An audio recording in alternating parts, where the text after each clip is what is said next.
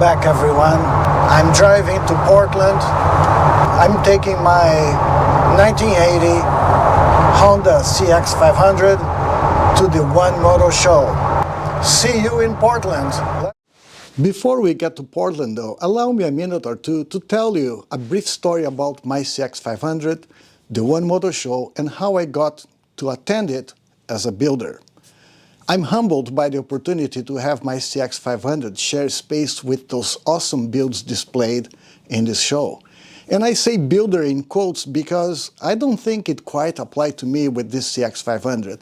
I'm merely the custodian of this original 45-year-old motorcycle. You can still find good examples of this bike for not too much money in the market today. Still, I'm proud of my little Honda, proud that it is a running motorcycle with 40,000 miles on the clock. It's not a museum piece. I ride it, I take it on short road trips.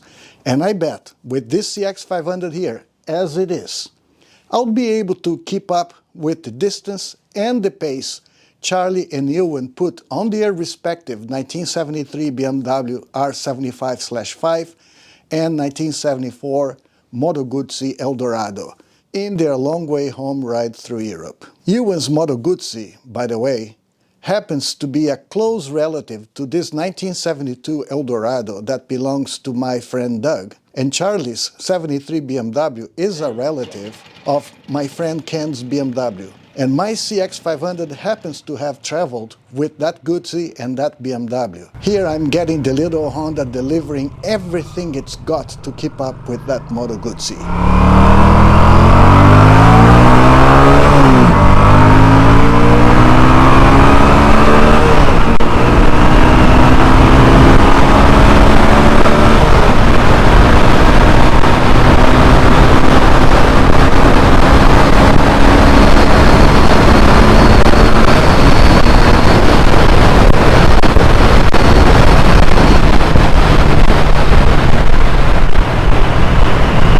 Maybe there is something here. The Long Way Home series is bringing more value, not necessarily monetary value, but adventure value to 50-year-old motorcycles, encouraging people to take their older motorcycles on longer trips. I'm glad I kept my CX500 original. Maybe I should take it on longer trips. But I digress. The One Moto show is one of my yearly highlights as a rider and motorcycle enthusiast. I've been to several of these shows throughout the years. It is an initiative of the CC Café, now called One Moto Café. Luckily for me, this annual show is not too far from my home base. The buildings where these shows take place are an attraction to me by themselves. They tell a story about Portland's past as an industrial center in the region. Motorcycles look great in these derelict buildings. This year the show returned to the Zidell Yards. This building and site are of a former ship dismantler and then barge builder that stopped their operations some 8 years ago. It is by the Willamette River, that happens to be the same river that goes by my house, about 100 miles south. The building has two long and open-ended structures. It is perfect for setting up the many motorcycles and vendors that participate on this show every year. Besides the building itself, bands, vendors, and sponsors make the ambience and a strategy to bring the audience and the revenue needed to make these shows happen. The main attraction, of course, what makes the One Moto show, is the display of some very tasty artworks on wheels. You'll find motorcycles from all kinds of brands and styles. Many are cafe racers, scramblers, flat trackers, and motorcycles that are not a build of any sort. They are just survivors telling a story about themselves and their owners. And finally, there are the classics, old motorcycles. Some are restored, impeccable machines, some are barn finds in the state that they were found, and some are unrestored and are fully operational and in use, as is the case of my CX500. Why all this excitement, you might ask? Well, the reason I bought this CX500 was because of these shows. It being accepted to be displayed at this year's show was of special importance to me, even though I did not turn it into a scrambler, as was the initial inspiration from attending these shows.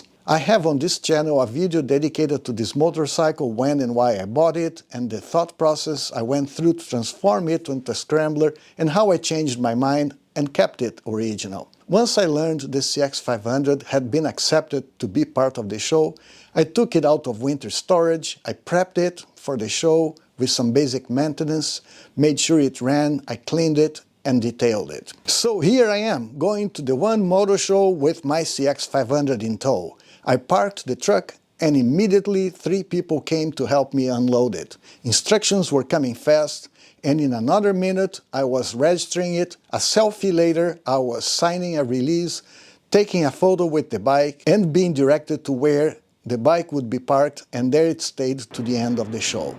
All of this did not take more than 15 minutes, I think. The guys organizing the intake process were straightforward, they were clear on their instructions, and the process was efficient. Thursday evening there was a get-together for the builders, media, and others involved in organizing the show. It happened at the One Moto Cafe, and it was my first time going there. It's a cafe dedicated to riders in the Portland area, with a nice place to sit outside and enjoy food and beverages with friends and a view of the bikes. The One Moto Cafe, a rider's venue, they understand how we value a place where we can enjoy food and beverage in the company of other riders and have our motorcycles in sight. Let's go inside the cafe.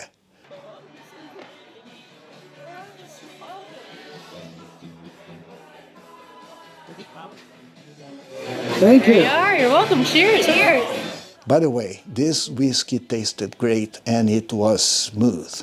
Now let's go to the main attraction, the event itself. I felt it different participating as a builder. I felt part of a community more than previous years when I was there as audience or a friend of builders, a couple of times with media passes. Also, overall, I felt in this year's show a sense of humanity. I met a few people, very positive encounters. A thank you goes to the guy who bought me a beer, never caught your name. These tents on the north side of the building were like a little village. I enjoyed walking through this maze, talking to the different vendors and people who were promoting different motorcycle-related causes. I stopped by the Buell booth a couple of times. I'm thinking about taking one of these bikes for a test ride this summer. I selected some highlights of this year's show to share with you. One of them is this Virago. This is a real builder. Congratulations and nice meeting you, Mike. And then there were many other great creations, real builders everywhere.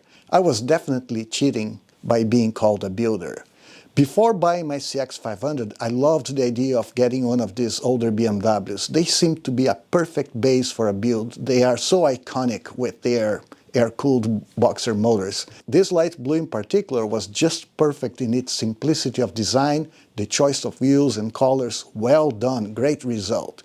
It is always good to see some well-preserved motorcycles that are difficult to find in the wild and that have some historical value, like this Cagiva Grand Canyon.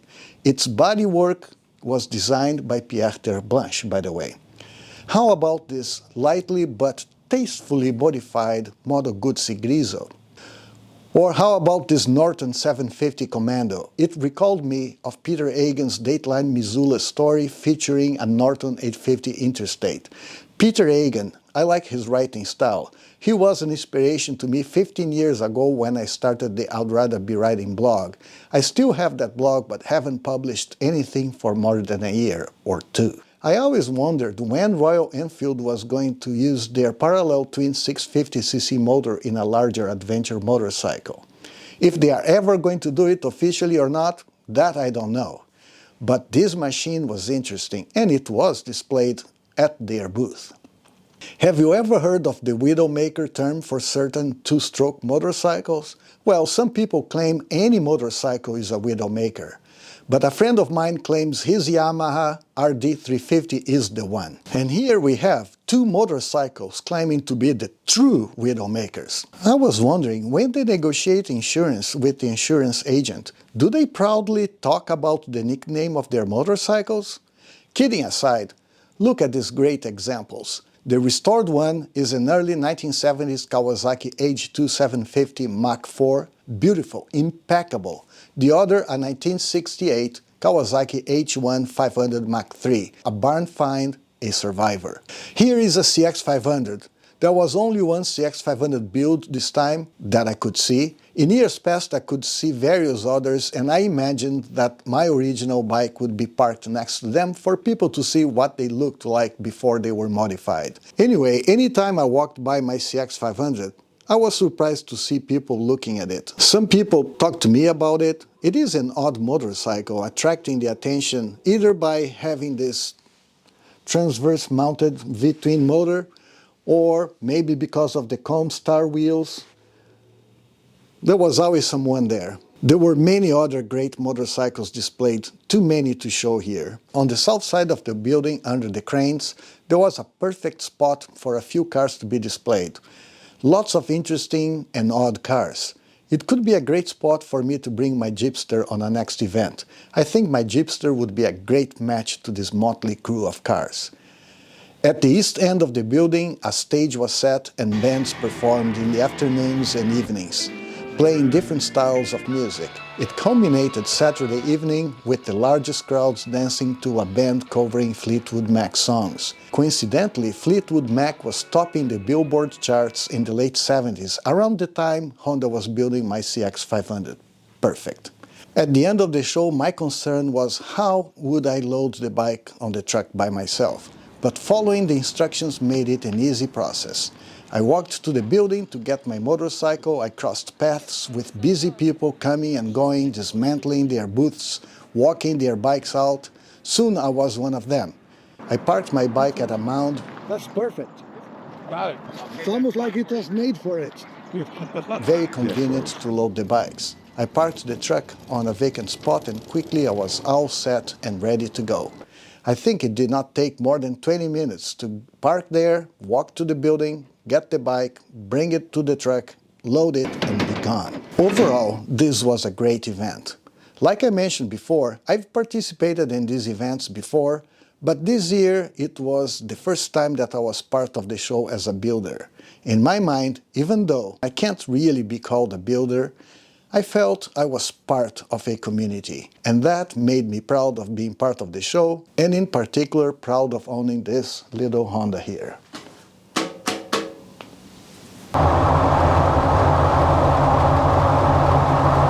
Well, here we are, going back home.